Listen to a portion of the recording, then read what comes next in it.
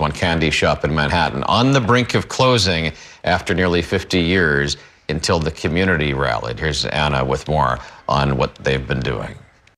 Ray, can I get an Oreo shake, please? Yes, sir. Ramon Alvarez, who goes by Ray, has been stirring up sweet concoctions in his candy shop in the East Village for nearly 50 years.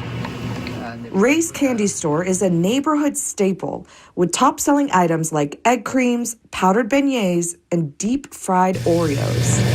I just love how unique this is and all the different foods. Alvarez has had his struggles keeping the business afloat throughout the years, and that was especially the case during the pandemic. But now, he says inflation might prove to be the hardest obstacle. Everything I buy, price is doubled. After getting hit recently with some large bills, Alvarez was convinced he'd have to walk away from the shop for good.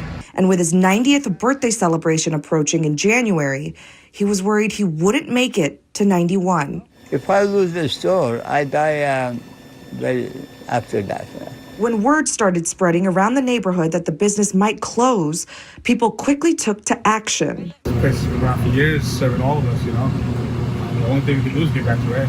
Community members started crowdfunding and quickly surpassed their goal of $20,000 once it hit social media. Obviously, it's more than a business. It's everything to him. So whatever I can do to sort of help him stay open, I'll do. Roughly a third of new businesses close within their first 2 years, and half shut down within their first 5 years, according to the city's Department of Small Business Services. To have somebody who's been around 49 years in the same location is incredible. The fund has raised roughly $50,000 so far.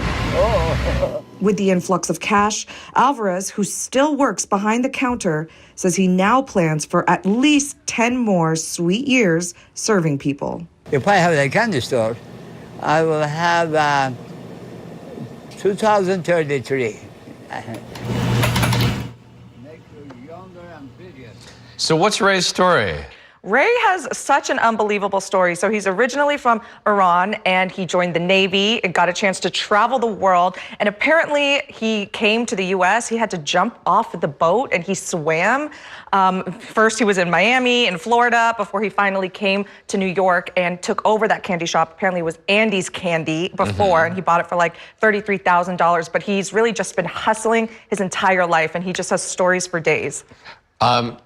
Respectfully, it looks somewhat chaotic in there, which I know is part of the charm. Did you try the food? It has such fans. Yes, I've definitely tried the food. And what's nice about it, it's, you know, Ray's Candy Store, but he has a mix of savory. You could get grilled cheeses, French fries, you know, chicken tenders, as well as ice cream, fried Oreos, beignets, and of course candy. And so you really could get it all there. And it's just such a great shop for everybody, for teens that have been hanging out in Tompkins Square Park, spanning generations, even celebrities and tourists.